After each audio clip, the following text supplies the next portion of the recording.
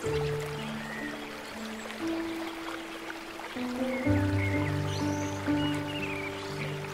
nama Bapa dan Putra dan Roh Kudus.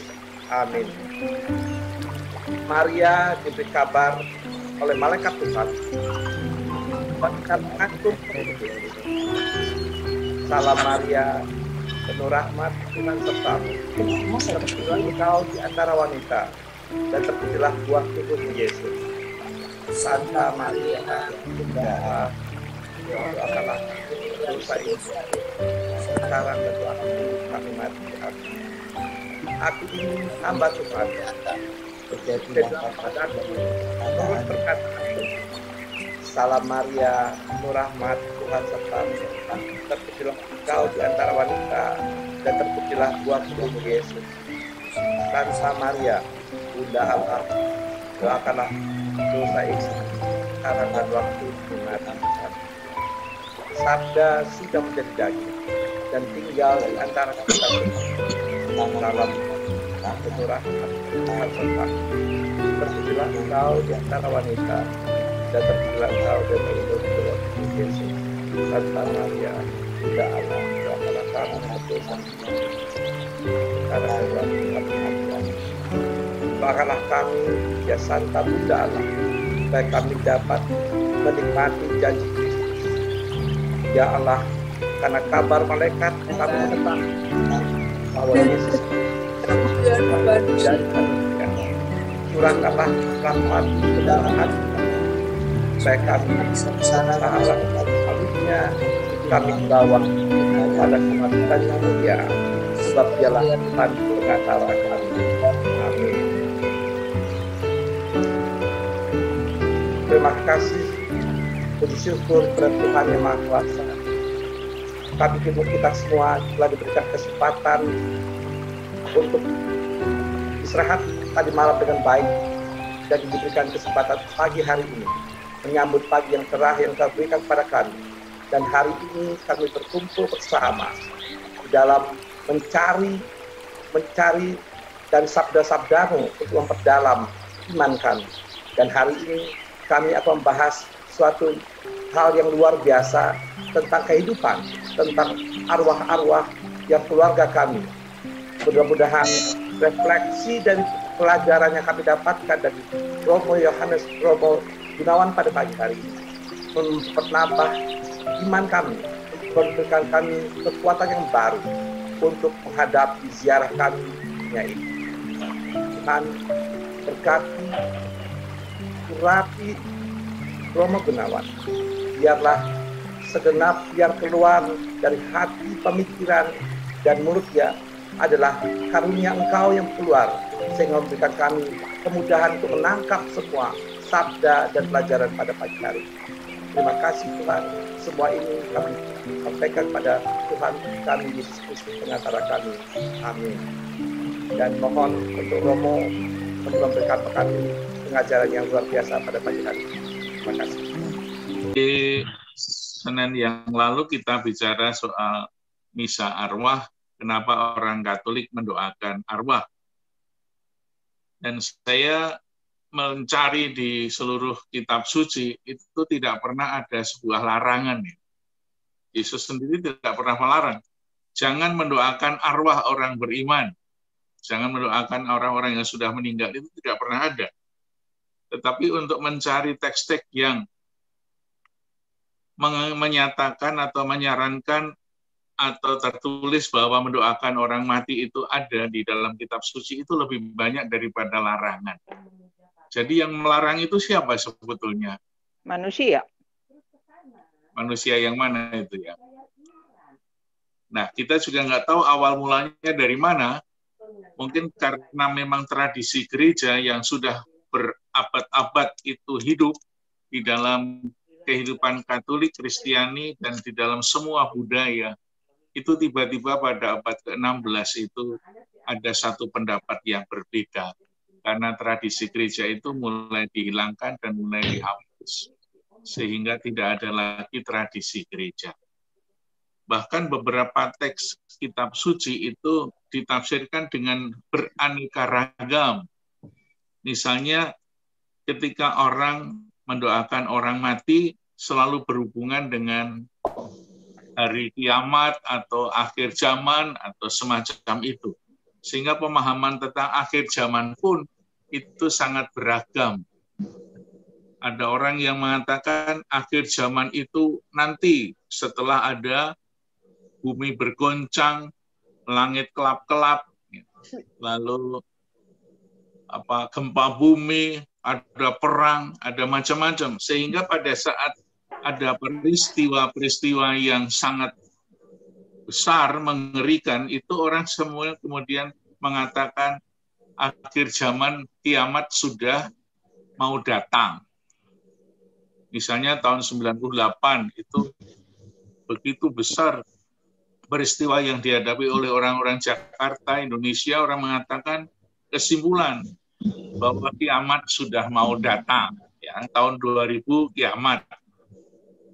Tahun 1900 berapa itu juga kiamat. Tahun 1800 kiamat. Bahkan sebelumnya sudah ada berita akhir zaman. Itu didasarkan atas apa? Atas ketika Yesus juga pernah mengatakan di dalam Injil, bertobatlah karena kerajaan Allah sudah dekat ya. Itu dikatakan Yesus 2000 tahun yang lalu. Tapi sampai sekarang dekat terus ya. Dibaca ya dekat, tidak datang-datang, kapan datangnya. Maka dalam Injil Matius, kerajaan Allah atau kerajaan surga adalah Allah sendiri yang datang. Yakni Yesus sendiri yang datang ke dunia sebagai Mesias yang akan mewartakan tentang keselamatan. Dengan demikian, yang berhubungan dengan akhir zaman, kiamat itu bagi semua orang, bagi setiap pribadi itu berbeda-beda.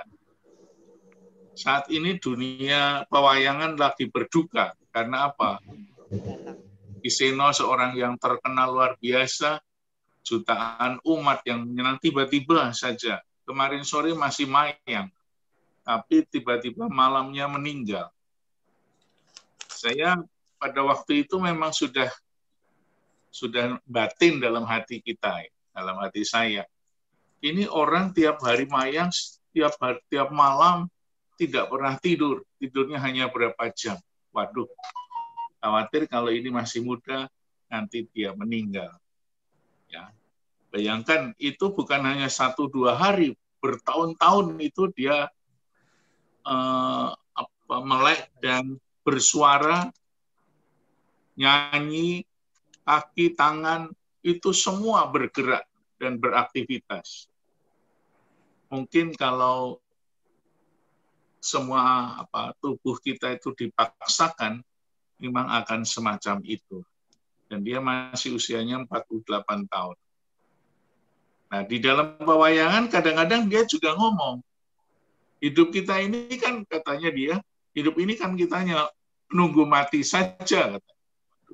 Lagi urut nomor saja. Tapi kapan kita tidak ada yang tahu. Maka bagi kita semua, akhir zaman adalah zamannya berakhir, setiap orang mempunyai akhir zamannya sendiri-sendiri. Pada saat orang dipanggil Tuhan, itulah akhir zaman bagi dia. Nah, berhubungan dengan itu, kadang-kadang di dalam kitab Wahyu, kalau kita spontan, Bapak Ibu mempunyai pemahaman apa soal kitab Wahyu? Hanya sebagai pengantar kecil lagi. Ada orang yang mengatakan ketika ditanya kitab Wahyu isinya apa? Kita sering sekali terprovokasi dengan orang-orang dalam mempelajari atau berkhotbah tentang kitab Wahyu, penjelasan kitab Wahyu. Mereka langsung mengatakan itu hari kiamat, itu akhir zaman. Padahal kitab Wahyu itu sebuah kitab yang sangat indah sekali. Itu seperti Seno yang mayang, memainkan wayang, itu kitab Wahyu. Artinya apa? Kalau kita nonton wayang, itu orang yang sangat banyak berdevosi, banyak bertapa, banyak bermati raga, banyak berbuat baik, itu pada sore hari itu biasanya kalah dalam perang, kemudian diusir, kemudian menderita sengsara. Lalu setelah bertapa banyak, dia kemudian muncul lagi, dan pada akhir hidupnya, orang-orang yang tadinya pada sore hari itu kalah, akhirnya menang pada pagi harinya. Dan itulah kitab Wahyu. Kitab Wahyu itu awal dari seluruh cerita adalah satu penderitaan. Tetapi pada akhir kitab Wahyu itu semua mendapatkan surga, mendapatkan langit dan bumi yang baru. Dan sebetulnya kitab Wahyu itu adalah kisah tentang orang-orang Kristiani waktu di Roma. Itu ditulis oleh Yohanes. Waktu itu sudah kita ceritakan sedikit. Yohanes murid Yesus yang pada zaman Kaisar Domitianus itu disiksa atau dihukum. Dan dia ternyata tidak mati ketika disiksa. Dan dia kemudian dibuang ke Pulau Patmos, dan disitulah kitab Wahyu ditulis sebelum menulis Injil Yohanes di Efesus. Nah, kitab Wahyu yang ditulis di Patmos oleh Yohanes itu menggambarkan suasana dan kisah orang-orang Kristiani yang teraniaya di Roma di bawah pimpinan para kaisar yang sangat kejam. Itulah kitab Wahyu. Jadi kitab Wahyu menggambarkan penderitaan orang-orang Kristiani. Dan sekaligus kitab Wahyu memberikan sebuah kekuatan rohani, kekuatan batin yang luar biasa, bahwa barang siapa setia kepada Allah akan diselamatkan. Maka orang-orang Kristen, orang-orang Katolik yang ada di Roma, itu bertahan luar biasa. Banyak cerita yang ada di Roma, ketika orang-orang Kristen itu teraniaya. Di sana ada katakombe yang menggambarkan suatu penderitaan orang-orang Katolik, bahkan mau berdoa saja harus tersembunyi, harus sembunyi-sembunyi, entah di kuburan, entah di tempat-tempat yang lain, karena dilarang. Orang-orang yang tinggal sebagai warga negara Roma harus menyembah kaisar, tidak boleh menyembah yang lain. Harus menyembah kaisar, karena kaisar menyamakan diri sebagai dewa atau dewa-dewi. Sehingga semua kaisar yang ada di sana merasa diri sebagai orang yang berkuasa, sehingga orang-orang Kristiani harus menyembah kaisar. Dan waktu itu kita melihat bahwa orang-orang Kristiani nggak mau, karena saya sudah mempunyai Yesus yang harus kami sembah. Maka mereka seringkali teraniaya. Lalu kita melihat peristiwa-peristiwa itu pada zaman Yohanes Paulus II, Sri Paus kita yang cukup lama menjadi paus. Beliau seringkali mengadakan jalan salib pada hari Jumat Agung di mana? Di Koloseum. Kita melihat sebuah bangunan Koloseum adalah tempat teater ya. Sebetulnya untuk pertunjukan banyak orang tentang macam-macam, tetapi di situ seringkali dipakai untuk membantai orang-orang Katolik yang tidak mau menyembah kaisar. Sehingga untuk mengenang para martir yang ada di Roma, itu Sri Paus mengadakan jalan salib, memanggul salib sendiri ketika Paus masih kuat, tetapi setelah sepuh lalu digantikan orang lain. Nah, itulah salah satu dari sekian banyak penderitaan umat Kristiani. Namun, mereka yang bertahan sampai akhir hidupnya akan selamat. Itulah yang menjadi latar belakang dari kitab Wahyu. Sehingga kitab Wahyu menjadi sebuah peneguhan iman bagi umat Kristiani yang menderita, berlatar belakang dari kisah orang-orang Kristiani yang dianiaya oleh para kaisar, bahkan seringkali diusir.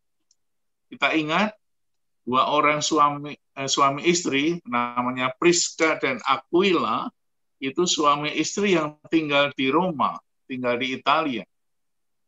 mereka berdua itu pergi, diusir oleh Kaisar Claudius karena mereka tidak mau menyembah Kaisar, mereka menyembah Yesus. Dan akhirnya menyeberang ke Korintus, Aquila dan Priska ketemu dengan Paulus.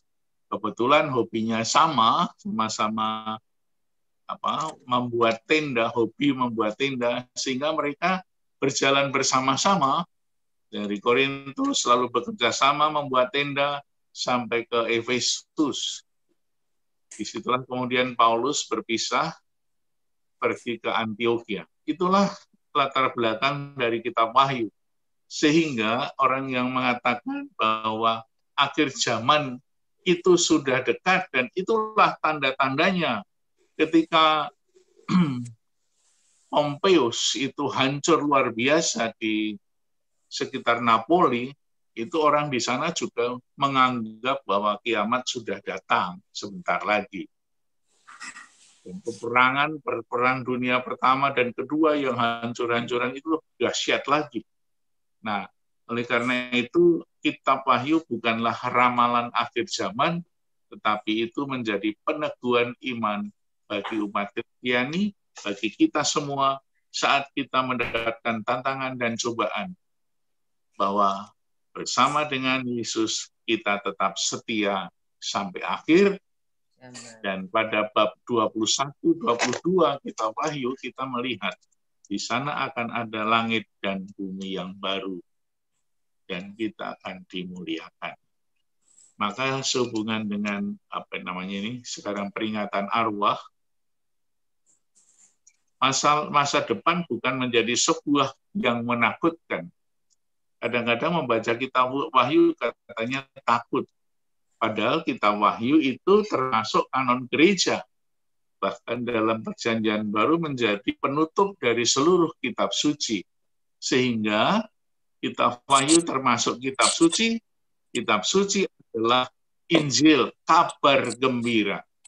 Maka saat kita membaca kitab suci dari awal sampai akhir, kita di dalam benak kita harus ada satu pandangan bahwa ini adalah kabar gembira, kabar sukacita yang harus kita tangkap sebagai warta keselamatan.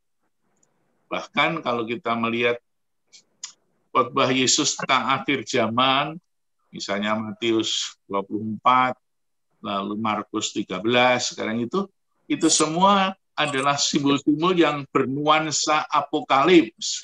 Artinya apa? Perang-perang, keadaan yang akan hancur, itu semua adalah gambaran bagaimana Yerusalem waktu itu mendapatkan kehancuran yang luar biasa pada tahun 70. Sehingga di sana dikatakan yang setia kepada Allah akan diselamatkan. Yaitu sekedar informasi dan sekedar renungan bagi kita bahwa dalam hidup kita ini kita diajak untuk selalu setia sekalipun banyak tantangan dan cobaan hidup. Mungkin ada yang mau menanggapi, punya pengalaman yang lain, silahkan atau ada pertanyaan, boleh. Ya, cukup. Sharing, siapa yang mau? Berarti Ki Seno kiamatnya sudah tadi malam ya, Romo ya? Iya, kasihan. Sedih saya nggak bisa bayang lagi nih. Kan jadi tiap malam tidur. Masih banyak ini lagi dalang yang lain kan ya? Ya, tapi tidak sehebat dia.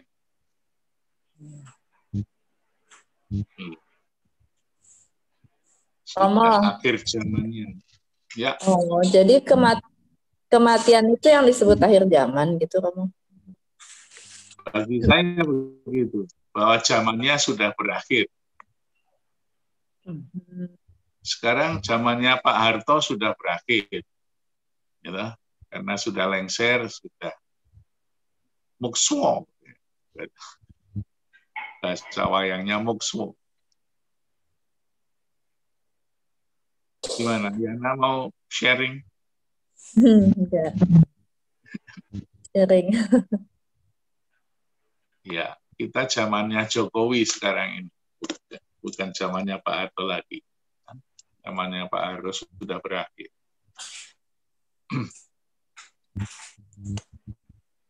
Ada di dalam surat Petrus yang pertama, itu dibalik. Bukan akhir zaman, tapi zaman akhir. Apa bedanya ya? Ya, kurang lebih sama. Yang seringkali menjadi hal yang menakutkan itu ada yang mengatakan bahwa ini akhir zaman sudah mau datang. Tuh, lihat tanda-tandanya. Itu yang menyesatkan kepada kita. Pada dalam Injil Matius sendiri dikatakan di sana, kamu jangan percaya kepada orang yang mengatakan itu. Ya. Misalnya Matius 24 itu dikatakan seperti itu.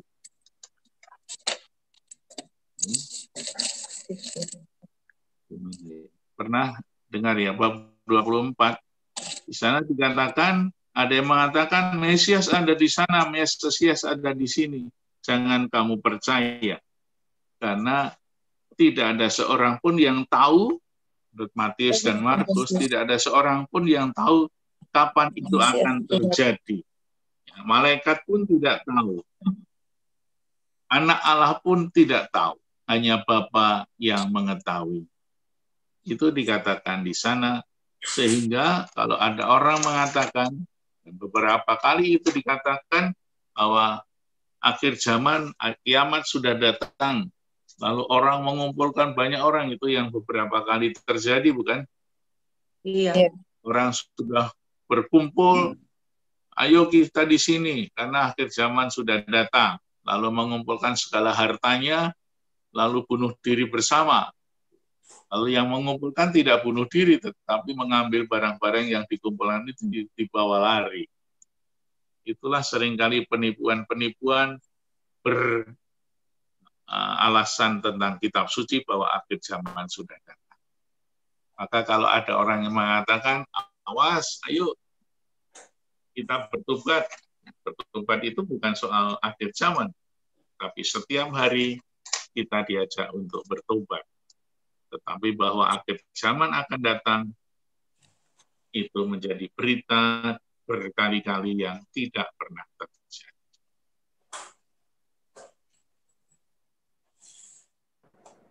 Berkaitan dengan homili Romo yang lalu, di mana orang-orang yang diserahkan kepada Tuhan Yesus akan dibangkitkan akhir zaman.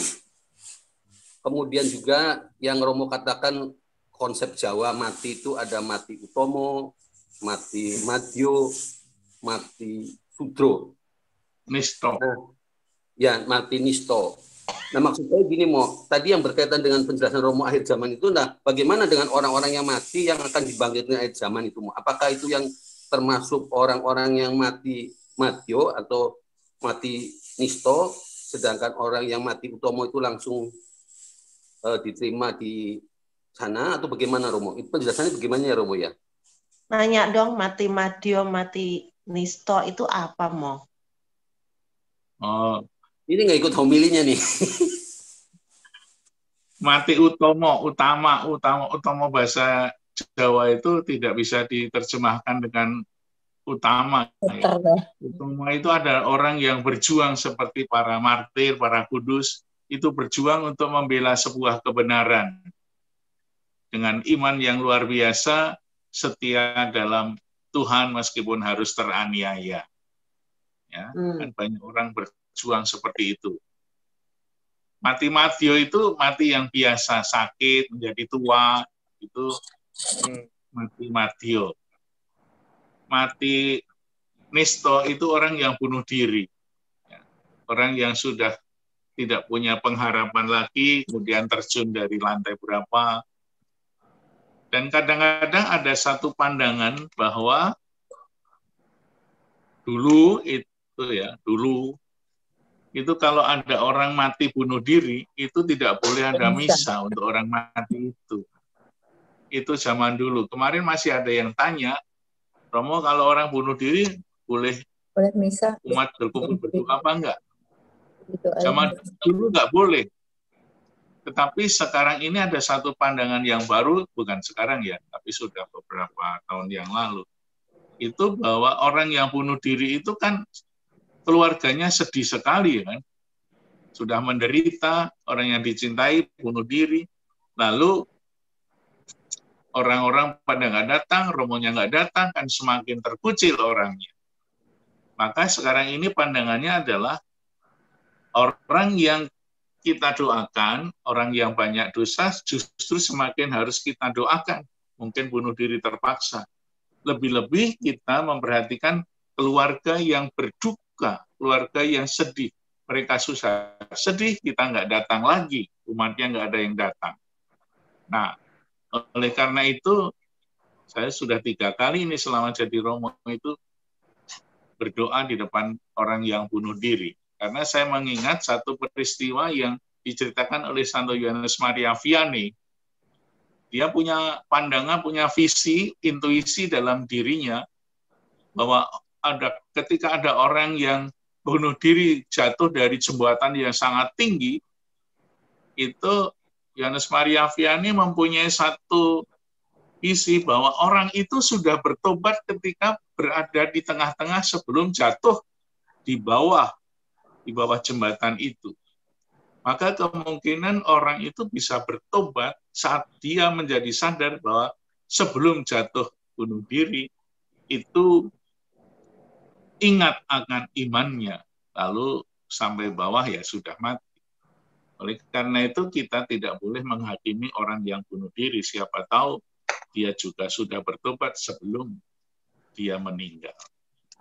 Itu. Maka mungkin Pak Edi, orang-orang yang dibangkitkan itu seperti apa? Kita tidak pernah bisa memberikan sebuah jawaban yang pasti tentang orang yang hidup sesudah kematian. Yang jelas bahwa Tuhan Yesus itu sangat mencintai manusia supaya semua orang diselamatkan.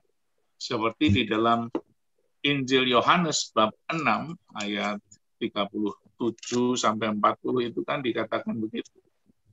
Bahwa kedatangan Yesus adalah untuk menyelamatkan manusia. Aku datang bukan untuk membinasakan, tetapi untuk menyelamatkan.